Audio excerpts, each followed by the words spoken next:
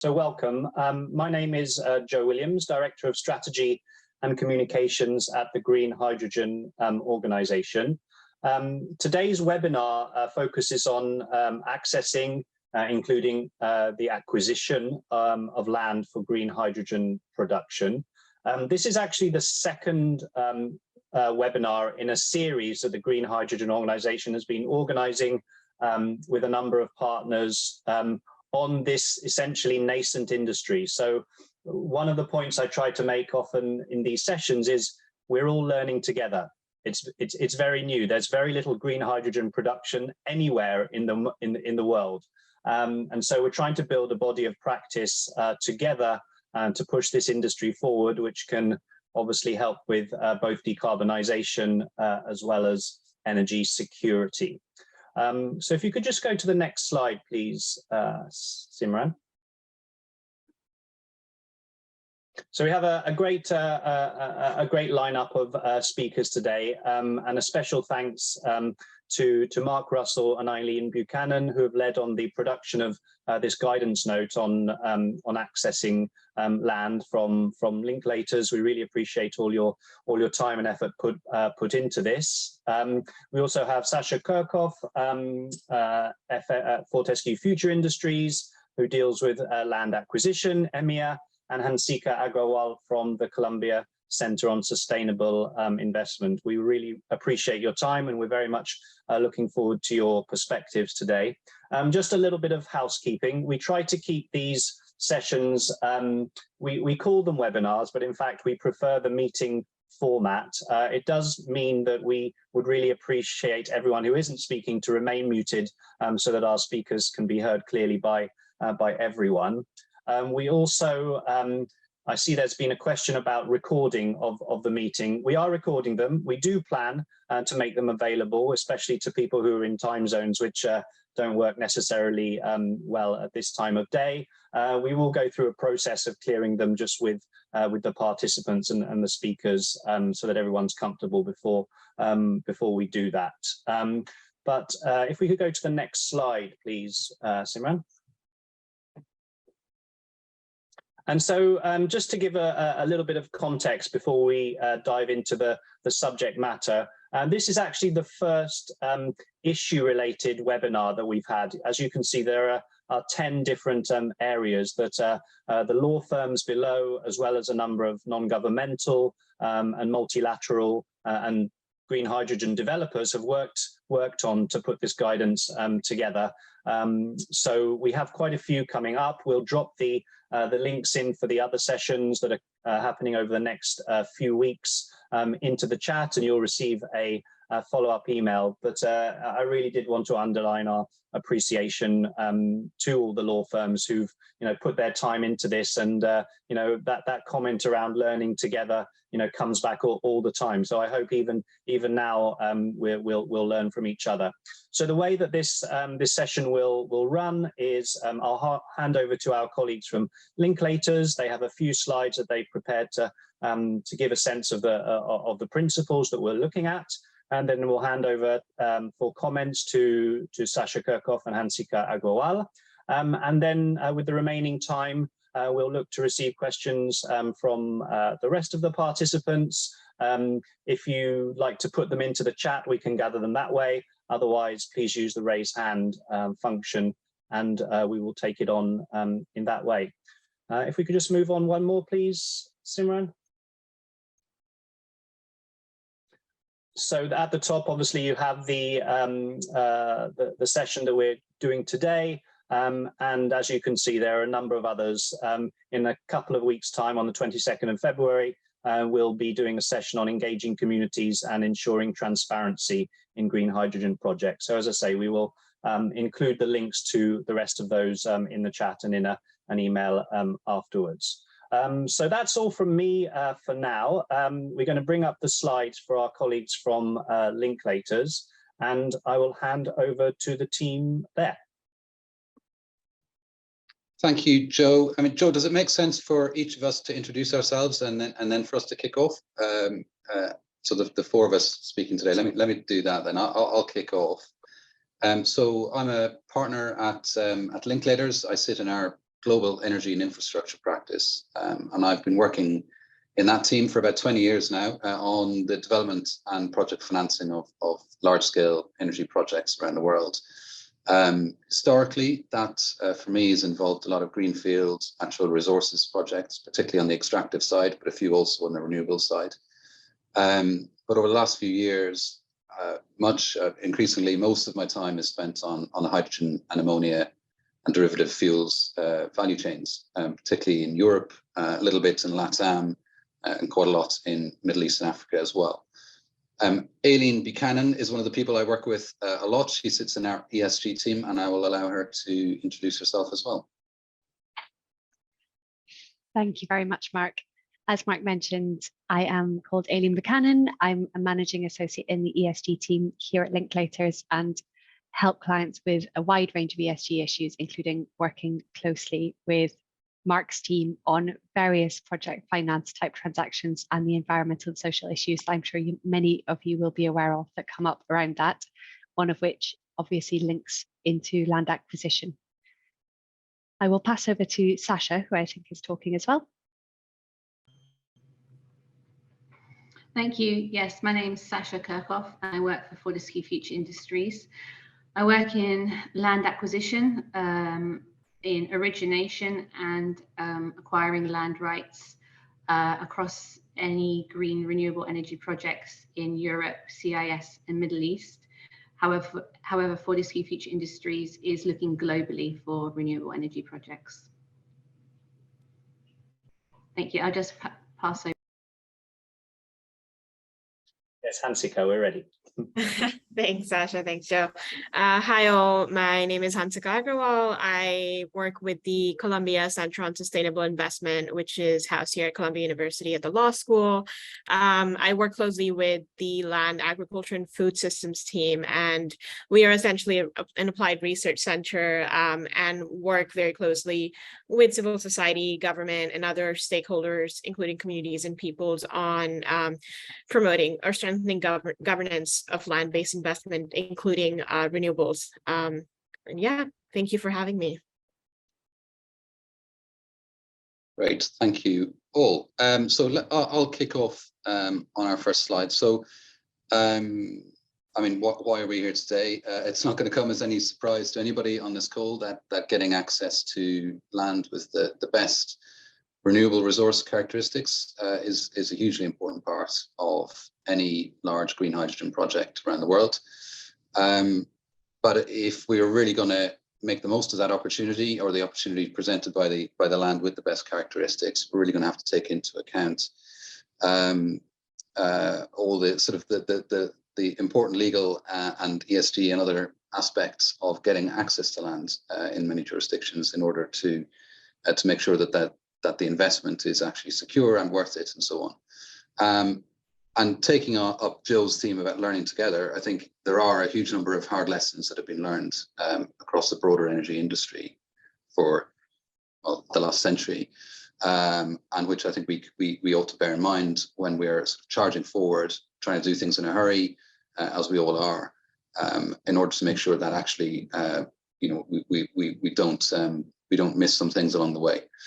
The risk, obviously, is that having made those first important steps, having secured, we hope, the land that we're hoping to build our project on, in fact, we find that further down the line, we rue our decision to move at pace, because either the project is delayed, we're facing claims from third parties, we've got an interruption either in construction or in implementation, potentially the project is abandoned, all around bad news for everybody concerned. So we really want to avoid any sort of any missteps in that. It's bad, obviously, for the developers and the sponsors concerned, but it's also bad for the reputation of the country in which the project is happening. It's bad for the reputation of the industry more generally. So we are here today to make sure that we don't make those missteps, and that we put our best foot forward.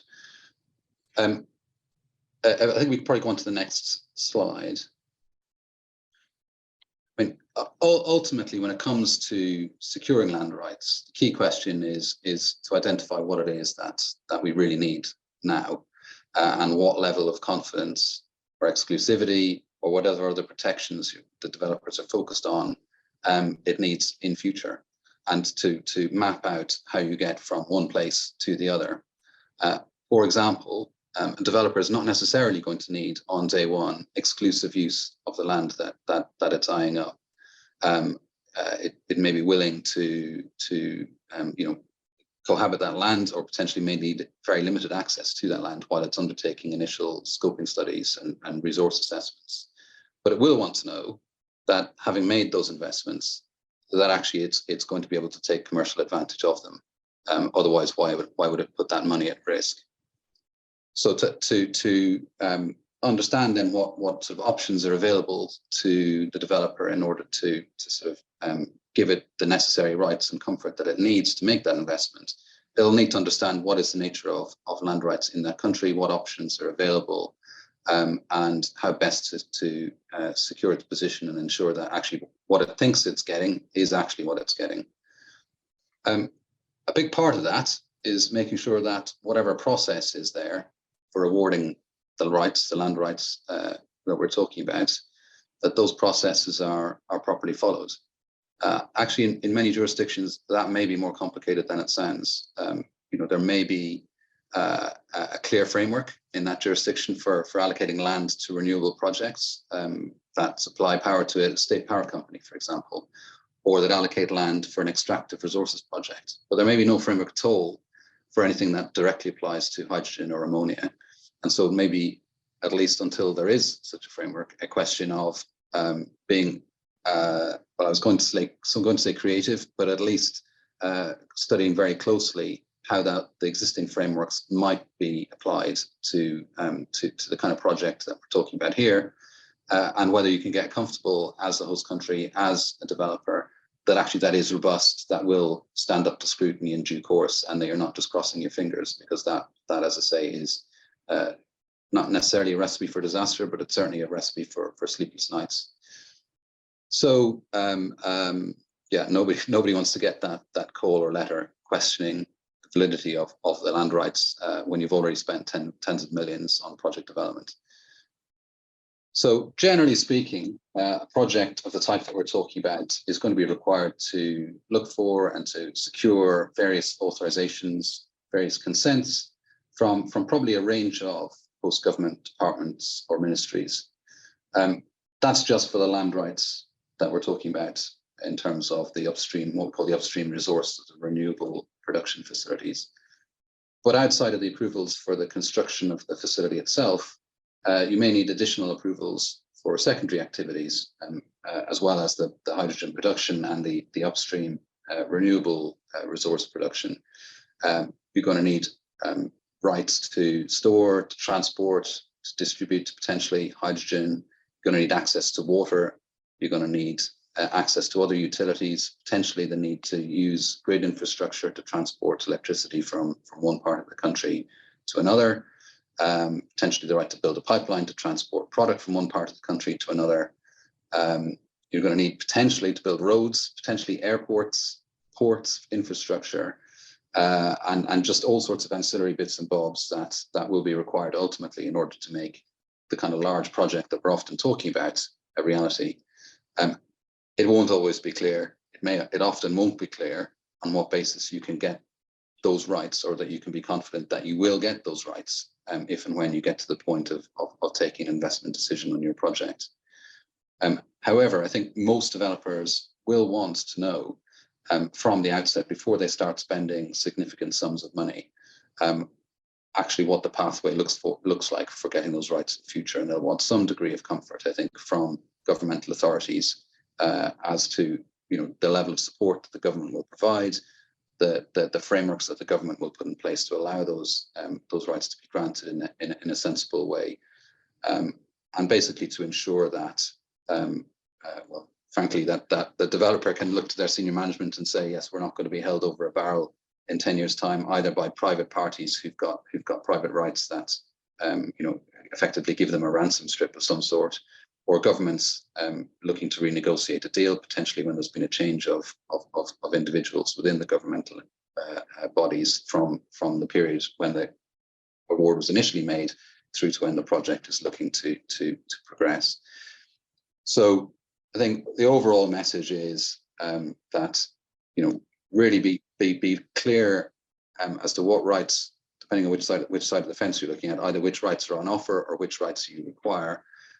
Be clear as to what the pathway is from those initial rights through to you actually implementing the project or the project being implemented, and as to the level of support around anything that needs to happen in future, and how that's going to happen.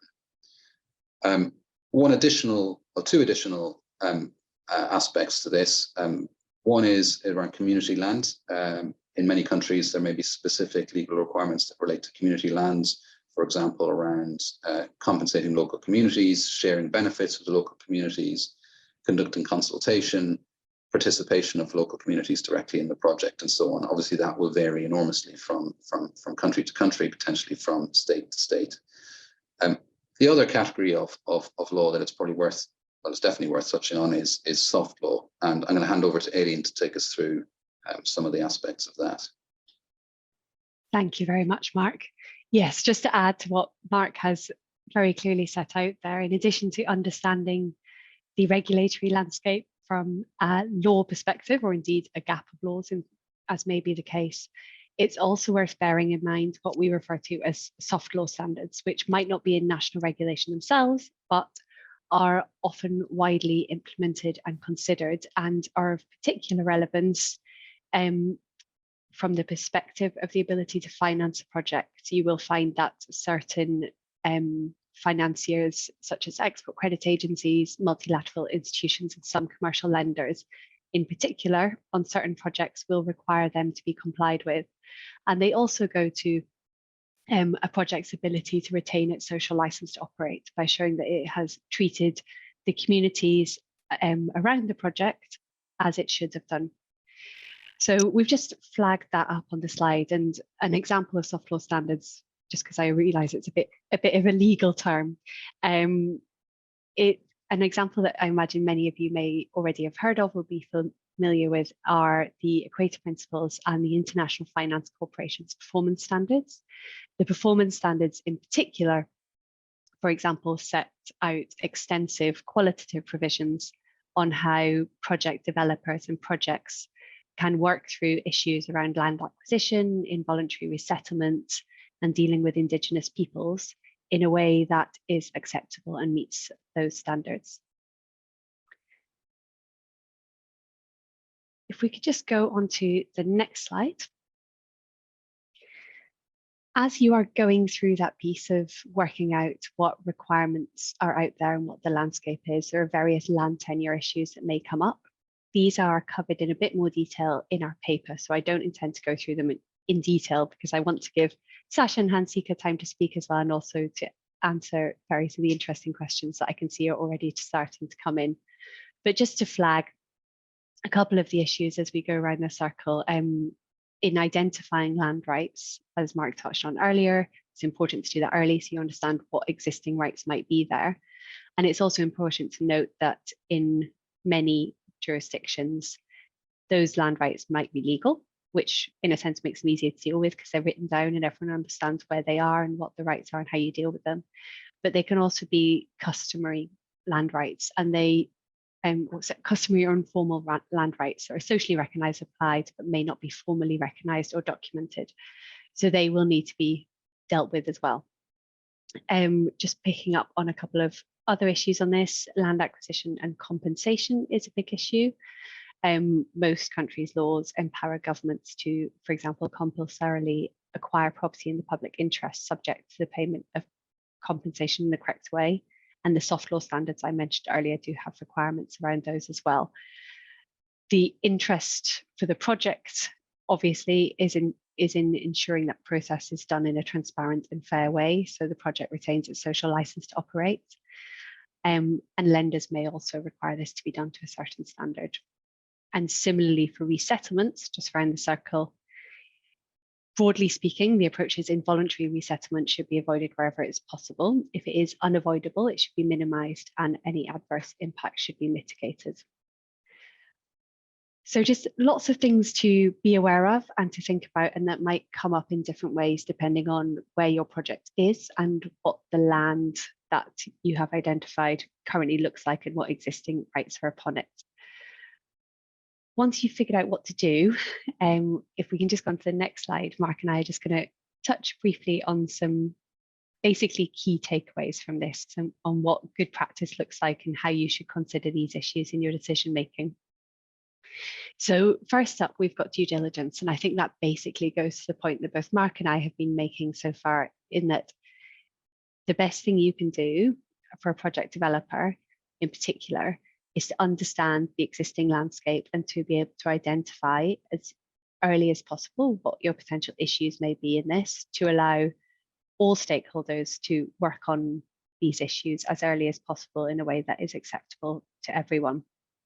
And that means the full range of what we've covered, understanding the legal and regulatory regime, existing land rights, future development plans and the pathway for the project.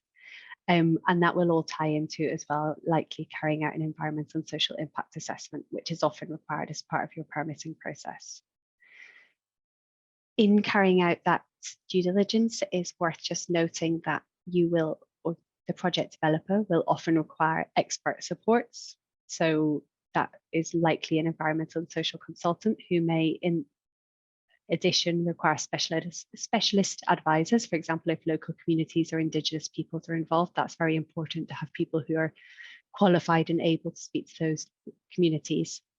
The due diligence can be wide-ranging and does take time, and also addressing any issues takes time as well. So getting up the curve on this as early as you can as a developer is helpful to everyone down the line in the project. The middle column we've got is engagement, and I know that, as Joe flagged earlier, there is a separate session on local communities and engagement in a couple of weeks, so I don't propose to go into this in great detail,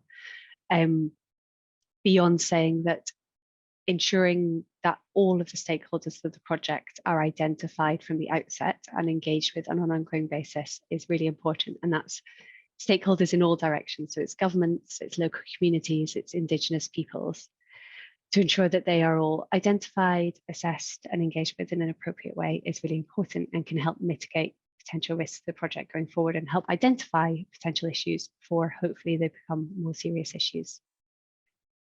And I am just going to finish before we hand over to Sasha by passing back to Mark to close off with some thoughts on documentation. Yeah, thanks, Aileen. I mean, look, at the end, we've got documentation. Ultimately, as we recognise in the guidance, every project is different. Every country and potentially state within it is different in terms of how they approach not just allocation of land, but also commercial negotiations or the commercial process of allocating land. So we're definitely in the guidance not seeking to pretend that there's a one-size-fits-all solution to this. There isn't. We're also very conscious that there are plenty of different approaches to this already within the market. I'm not going to pretend that one is right and one is wrong. That's not the case. Always, it boils down to a simple question. You know, if you're going to have a successful agreement, it needs to provide for an appropriate balance of risk and reward for both, well, however many parties, for each of the parties to that agreement. And that's important, obviously, to get to agreement in the first place. If somebody doesn't feel that they've got a fair deal, they're probably not going to sign. But it's also important for the robustness and the sustainability of that contract in the long term. Ultimately, if you want the counterparty to perform, if you want relations to go well, if you want people not to be looking for a way out, if you want people to do things to take you to the next stage, they've got to feel like they've got sufficient interest in ensuring the success of the contract.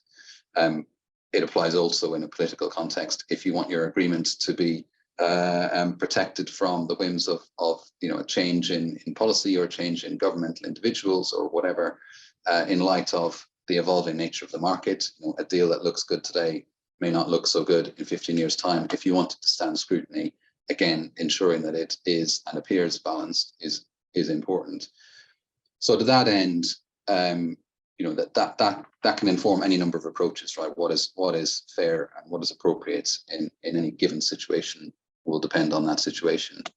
But one of the frameworks that we sort of suggested here as something to explore potentially, depending again on the specifics of the jurisdiction you're talking about, is a phased approach, because I think we all recognise that there simply isn't the data there for a government or a landowner to be able to hand to potential developers a fully assessed story as to what the renewable resources is, and therefore say to the developer, please tell us how you're going to develop this, and you must do it in this time, and tell us how much you're going to pay. It just doesn't work like that most of the time.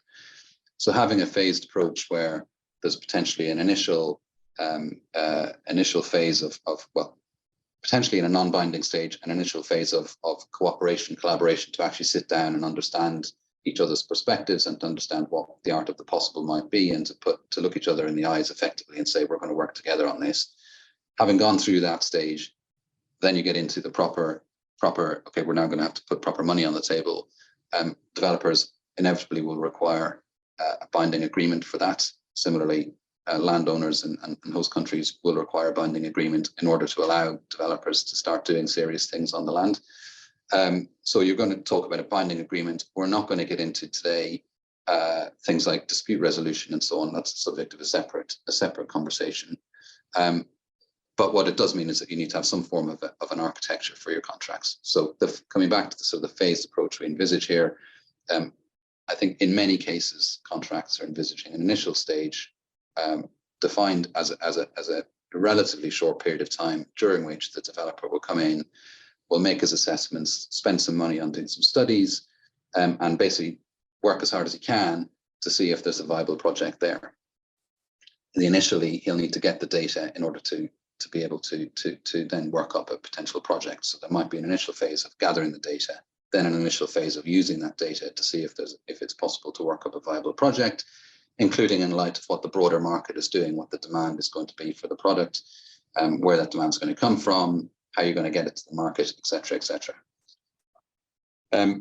As you move through the phases, you then get to a potentially a project that you think is viable. You then go into a firmer, longer term commitment with potentially payment obligations and the like stepping up. Now, I think one of the particular challenges we have in this industry at the moment is that it's pretty tricky to understand exactly which way the market is going to go, and it's therefore pretty tricky to understand exactly what payments and what fiscal terms any given project will be able to support in the long term, and what government participation or local community participation, etc., is going to look like. So that is a little bit different to the natural resources market, where typically developers will take a view and say, well, we're prepared to commit that if we have a project, we'll pay X amount of royalties, or we'll pay X surface fees or whatever. We're not quite at that stage necessarily in this industry. And so I think people are still feeling their way along a little bit. But so I think both sides need to recognize that the state has a legitimate interest in maximizing the value of its natural resource, maximizing the benefits for its communities, seeking to use the opportunity in the best possible way, which may include sort of dictating exactly what that project should ultimately look like, and what markets it should address, etc. On the other hand, the developers, of course, are putting significant amounts of money at risk. They are committing significant time and resource and reputational risk as well, sometimes is involved. And so they simply won't be able to write a blank check. And if they do, they may not be able to deliver on that. So we come back to that sort of that balance point. We will need flexibility. We are seeing flexibility in this market compared to what might have been achieved in other markets. But as I say, what is appropriate for any given piece of land, any given opportunity is going to be specific to that potential project, basically. So definitely not here in the guidance to tell developers or tell host countries what the charges should be, or on even what the structure should be. That's something that will need to be sort of figured out, I think, by the relevant stakeholders. But we tried to give some guidance as to what a framework might look like, and to try and nudge people in the right direction in terms of recognizing each other's best interests. I'm going to draw a line there, Joe, and probably makes sense at this point to maybe hand across to maybe Sasha, who can talk a little bit about some of the specific experiences she's had at FFI or elsewhere indeed, Thank you very much. No, thank you very much, Mark and Eileen. Yeah, I think we can probably turn off the slides now, so we have a bit more of a sort of a meeting feeling about it. But yes, there's a lot of reflections I have, and it's great to see we've got some questions, you know, coming in. So we'll draw on them afterwards. But do want to give Sasha and then Hansika an opportunity to share their points. So Sasha, you know, you're on the sort of the developer side. You're part of a company looking to actually build this stuff and be on land in one way or another. So yeah, I guess you're on the sharp end, and really looking forward to hearing your perspective. The exciting end, I would say, Joe, the very exciting end. Thank you. Yeah, so today I've been asked about talking about how we can narrow the gap between the host country and the developer. And obviously, coming from a developer's perspective, I'd like to talk about how we can work in a proactive and positive way with host countries or regions. We have, FFI have just, it's one of my projects, identified, we did project origination, and we've secured the land now for one of our projects called Holmenessa in the northwest coast of Norway. It's going to start off as a 300 megawatt facility. So we've just moved from scoping to pre-feasibility. So we're very delighted and proud about that. And it has been a very difficult and challenging task. I think the really important thing to remember is that we're in a green energy revolution. That's why we're all learning together. We haven't really got competitors. Everybody's trying to progress this in a positive direction and figure it all out together. So that's where it's so important to share. And it's really important to identify common goals with host countries or regions. Right now, yes, there are a lot of unknowns, but green energy is something that is going to happen. And whilst it might be daunting for countries to think about, you know, how are they going to allow this to happen, and what type of policy do they want to write, and how do they want to benefit, the first few projects doesn't mean that all projects in the future have to be like that. And it's the same for us. Our costs will be high for the first few projects, but hopefully with time and experience and the development of technology, those costs should come down as well. So if we think about building a portfolio of projects, I think there's a fantastic opportunity for host countries as well. You know, it's about being first to market and starting to provide that renewable hydrogen, green hydrogen to industry. And then from there, we can all develop a really good strategy to drive that forwards in the future. So if you think about what they should be looking for at the moment, it's really important to remember that renewable energy is intergenerational. These facilities are also intergenerational. So if you're thinking, how can the country benefit, or how can the region benefit, it's not just about trying to grab benefits for now and today. It's about what are the long-term benefits directly and indirectly.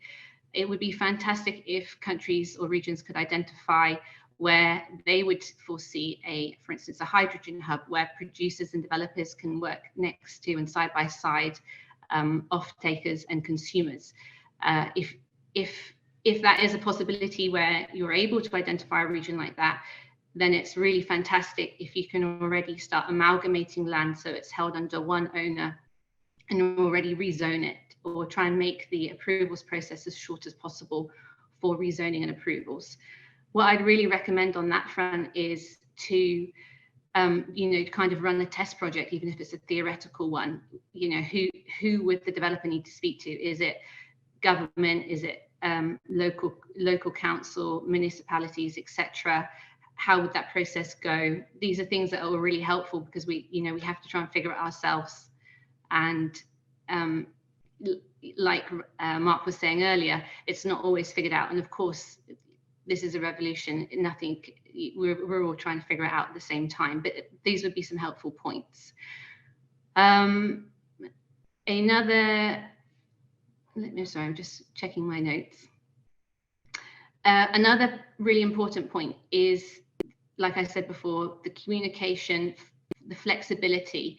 Nobody has the answers right now. As long as you've identified common goals, the developer and the host, and we can work together, I think that's a fantastic starting point. it's important to keep to best practice, whether it's international or regional. And it's super important for us to have clear and legally binding land rights, because you don't want to invest if you're unsure if you're going to lose the land. So I would say, in summary, we would request that we work with countries and regions that open doors and don't create hurdles for the future. Thank you. Great, thank you for that perspective, Sasha. And yeah, you can see that there's at least one question in the chat for you that you can sort of mull upon while we ask Hansika to come and share some of her perspective. Thank you. Thanks, Joe. And thanks, Eileen, Mark, and Sasha for the presentation and the comments. So I've been asked to kind of share a bit of perspective on community rights and also how we engage with communities, go about doing that when, we're asking the question of land access.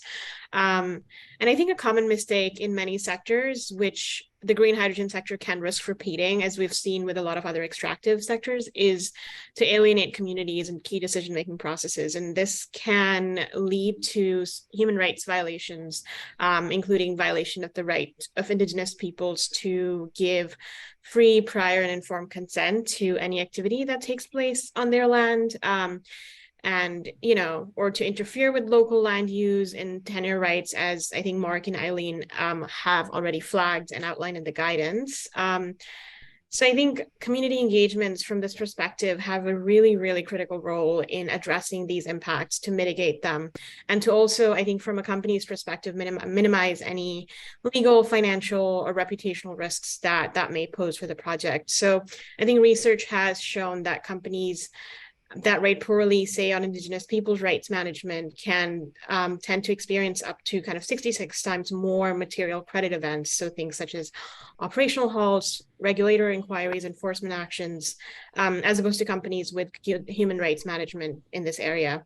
So I think it really brings on the point that community engagements are very heavily relevant to the question of land access and the overall viability of the project. I think it's best practice in how and why kind of community engagements really are necessary. They're relevant to the entire life cycle of the project and the entire value chain of green hydrogen projects. As Mark alluded to, there's different aspects of the green hydrogen infrastructure where land rights and other broader human rights issues may be implicated. So they should be conducted on an ongoing basis. But I think in the context of land access specifically, they're really helpful in understanding community concerns, being able to identify the specific land rights that are affected in the project. So things such as access to water sources or grazing rights of local communities, which may not be immediately apparent when you do, say, a public land title search. It can also help the project developers understand the cultural significance of the project site for Indigenous peoples and local communities. And I think on a more practical note, it can be a really, really helpful information gathering exercise in relation to and to inform the siting of the projects themselves. And this is because Indigenous peoples and local communities tend to hold very critical knowledge of land use in their territories and can provide very helpful insights into where and how the project can be operationalized in a manner that minimizes any interruptions with local land use, but also, in a way that is able to deliver benefits to local communities at the same time. So I think that's essentially, to be able to address all of these impacts that I just mentioned. In terms of frameworks and how we structure community engagements, and I think as Eileen pointed us to the IFC performance standards, those are very, very helpful framework, particularly standards 5, 7, and 8 have very helpful guidance on how to engage with communities and peoples. We also have the United Nations Guiding Principles on Business and Human Rights, which have extensive guidance in conducting stakeholder engagements, as well as the Equitable Origin Standard for Responsible Energy Development, which provides similar helpful frameworks.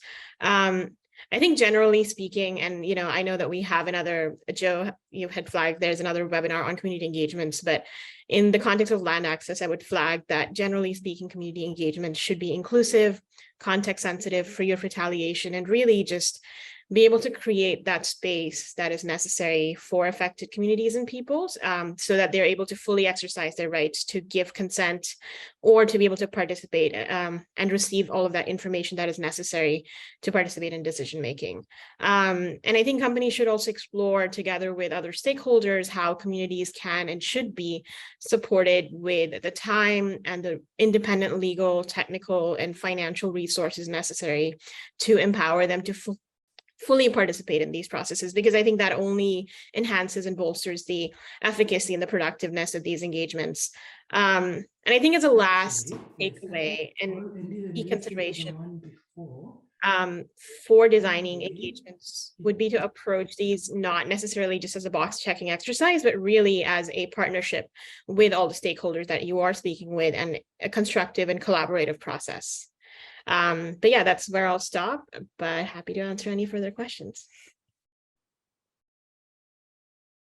Wonderful. Thanks so much, Hansika. I mean, clearly you bring a really important perspective. We're in the business, and when I say business, I mean it in very broad sort of terms of, acquiring somehow a social license to operate these, these green hydrogen production facilities. And, you've laid out the risks so well. We need to get it right. We need to learn from the mistakes of the past, and we're not going to get everything right, particularly at the beginning, but the more that we can sort of build this community together, the better. I'm just going to use a sort of moderator's sort of privilege to share a couple of thoughts, and then we'll try to deal with a few of the questions there. But some of the things I noted down were sort of like, if we get some of this wrong, then we have a recipe for sleepless nights, as as Mark said.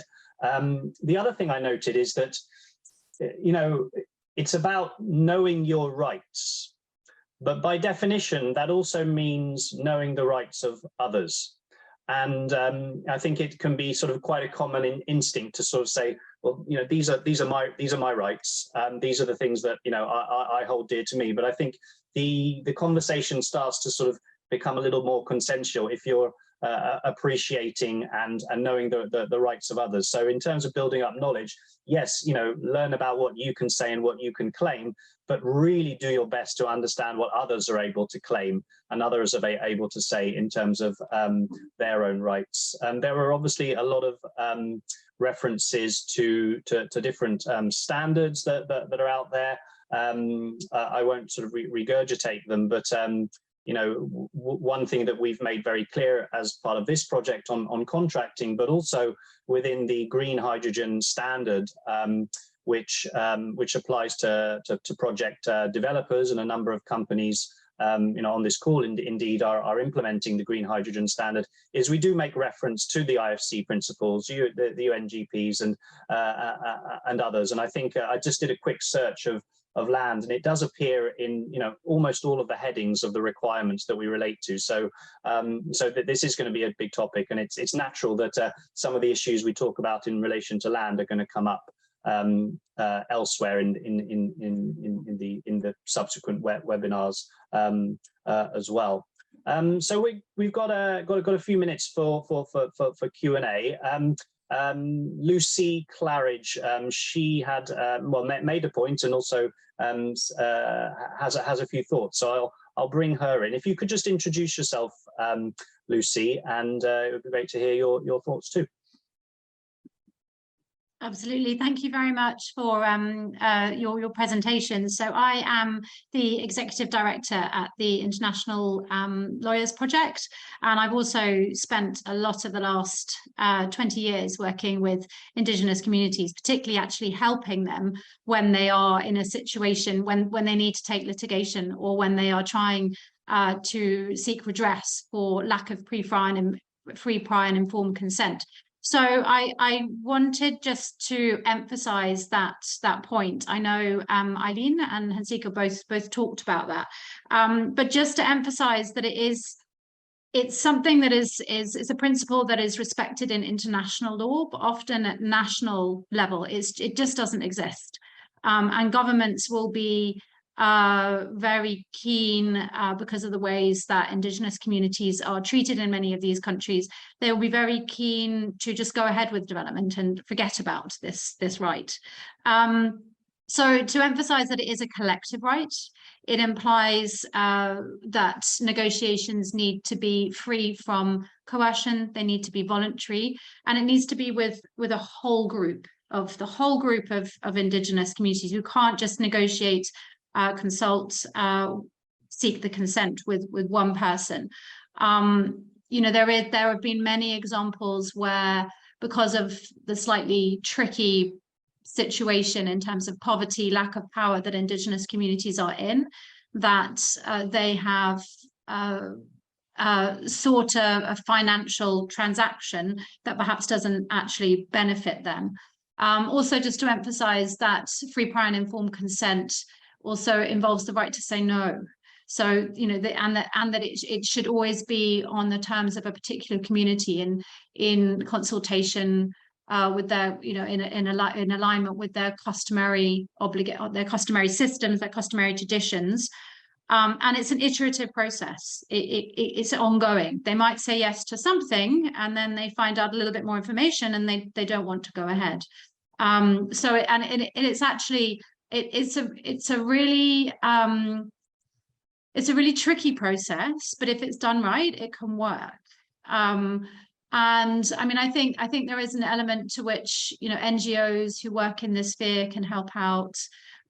So, you know, there's an element to which they can help with ground truthing as well, or speaking to the right community members to make sure that if a development is going to go ahead, that it actually can go ahead and it doesn't get waylaid halfway through the project, isn't subject to litigation, etc., which is all part of that kind of ongoing due diligence process. Thank you.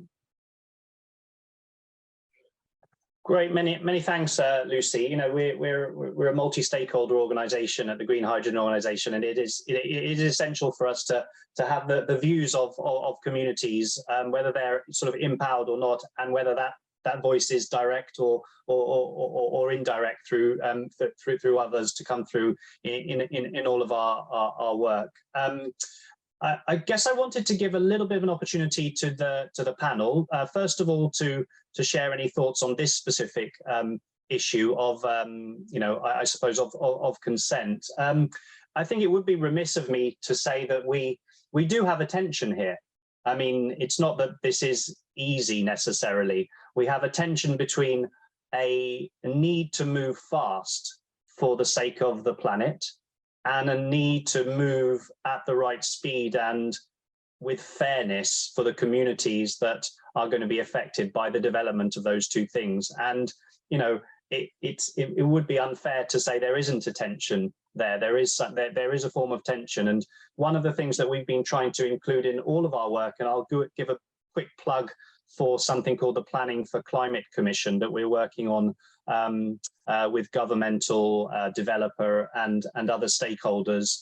Those recommendations will come out later this year. Is, you know, we put a premium on, you know, we know permitting has to speed up. It really does. You see some statistics which really make you sort of worry about the speed at which we're going to build out the renewables and deploy green hydrogen to the extent that we need it.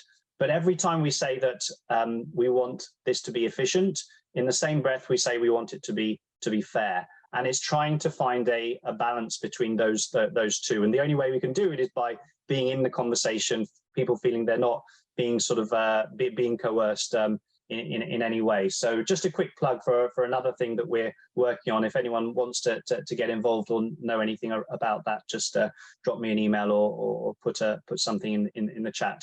But just on that specific issue, anyone on the panel want to go to it? Otherwise, we'll start to look at some of the other questions that came through. I'll just say that I agree. On you go, Sasha. Go ahead. Sorry, I'll just say from Fortescue's perspective, I agree with Lucy completely. Being our parent company, being the third biggest iron ore producer in Australia, we certainly know a thing or two about traditional owners, and it's really, really key to engage them early on, even before you start identifying a project. As soon as you're looking at that country, identify, are there traditional owners, and what is the situation, and how do we engage? And just early engagement and transparent engagement from the start is super important. Great. And Eileen? I think similarly to what both Lucy and Sasha said, timing is absolutely key, getting in there as early as you can on this one. In particular, I think, because I would just flag, in addition to what has already been said, that depending on the nature of the country and the project, it is often a state body that is undertaking land acquisition and resettlement. So while engaged developers is very important, and they definitely have a role to play in ensuring they use their leverage in a way that ensures that is done correctly, it is not the only stakeholder involved. So get engaged with the government on this, or whichever state entity is responsible, as early as possible is very important and can be helpful as well. Fantastic. We have a few questions. I'm just going to sort of reiterate them, I suppose, and then we can start to sort of take them one by one. There was one, it was directed at Mark, and I'm not sure if it's necessarily an easy one to answer directly, but your thoughts nevertheless would be useful. Can you share which countries you see or foresee potential issues around land access in? I imagine you're not necessarily going to cite countries or regions, but yeah, you know, I'm not always known for my diplomacy, but this is one where I can see the bullet coming. So I'm going to dodge that particular question about identifying specific countries. But I think, you know, the reality is that you know, there are jurisdictions where if you're going in as a new country entry, basically you can foresee that there might be challenges because you know, it's a frontier jurisdiction. It's not familiar with dealing with big export projects of the type that we're talking about, or big private initiative projects of the type we're talking about,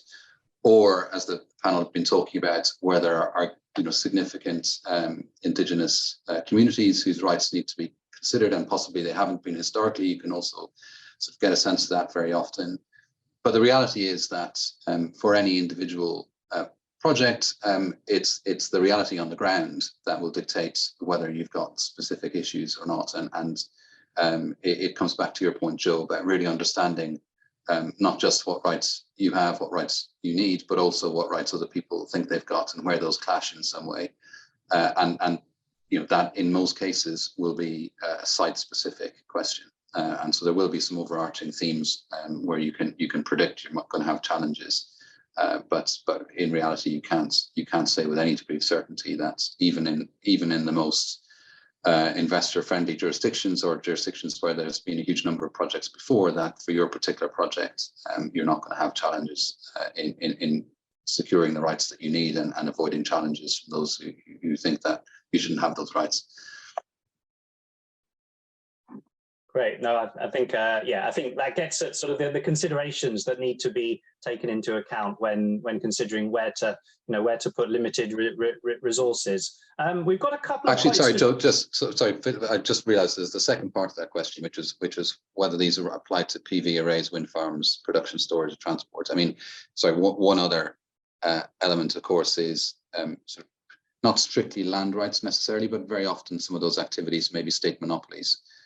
Or maybe the subject of state concessions, which are awarded separately to the upstream land resource that you're looking to secure. So for these very large projects, you know, that depend on port infrastructure to export the product, having a state-backed concession, or having a third-party concessionaire that you've got no control over, control the port, for example, may be something you're comfortable with, but it may not, depending on the jurisdiction. So if you are looking to secure, you know, tens of thousands of acres in a particular jurisdiction, when you know that there's a state monopoly on port access, you might want to think about what you're going to do about that before you start spending lots of money on the land. So yeah, so that's another sort of thing to keep an eye out for. Great, thank you, Mark. We've got a couple of sort of questions from Mohammed from Egypt, who works with the electricity operator out there. It's not necessarily, again, an easy one to answer, and it'd be great if any of the panelists have a thought. But I suppose the question relates to cost cost of land, are there any sort of rules of thumb or ways in which you approach simply that question of cost on a monetary basis in the jurisdictions where you're looking to access land? So I'll just put that one out there. And then the other one is in relation to safety requirements for green hydrogen projects specifically, and maybe as distinct from just renewable electricity installations. So if any of you have any thoughts on those ones, then that would be great.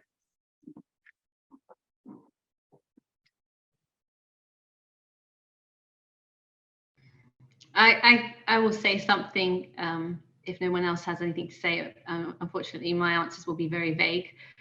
As discussed today, in terms of safety, there are many different standards out there, and I would suggest it's about working to the best and the highest international standard for safety zones.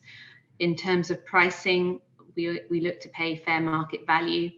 One must remember that a renewable green energy company is not making a huge or any amount of money at the moment. So we're not paying through the nose, and we want to be fair and just to the landowners as well. So that's what I vaguely comment on. No, really appreciate that point. You touched on both of those issues, and I guess the constant balancing act that that we all have to do in tackling these issues. So we're at the top on that, Joe. Sorry, I've just one observation, I guess. Excuse my watch speaking for me. One particular observation is from a number of recent projects we've seen where there are a number of stakeholders involved on the host country side, and it can be quite difficult for them to get around the table and reach agreement, understandably, before putting something on paper for developers to react to. And so it's quite easy to end up with a proposal where you've got sort of land charges that are one thing, and which, if that was all that you were facing with as a developer, you could you could get your head around that. But then if you've also got equity participation rights, you've got royalties, you've got the tax regime, and so on, sort of layered on top of each other. As Sasha said, very often that comes from the sort of the extractive industries approach, where the reward for the developer is potentially much higher in the case of a successful development relative to a renewables project for for a market that almost by definition doesn't really exist yet. I mean, it's evolving, but the margins are almost certainly going to be well below that which oil and gas companies, for example, are able to secure, and so the project won't be able to support the same layering approach that you potentially get in those other kinds of projects. So there is, I think, in our experience, a bit of hard work to do with all the different stakeholders involved to take some hard decisions themselves about potentially where their relative reward lies within the country, before then having the debate with the developer as to what they're prepared to accept. Yeah, and I think that goes to the sort of the whole area of non-financial benefits, for communities, as well. You can't always put a dollar value on those, but bringing those into the discussion, shared infrastructure, things like that are going to be key. There's clearly potential for pure drinking water to come out of an electrolysis production in water stressed areas, freshwater stressed areas. So there are ways of managing it, but lots of things to consider. So we're actually already over our hour, so I don't want to take any more of your time today. Suffice to say, thank you so much to our panelists, so Mark, Eileen, Hansika, and Sasha, and we will send a follow-up note after this with the dates and registration details for subsequent webinars, as well as a recap on this one. So thank you so much for joining. Thanks again to our panelists, and see you next time.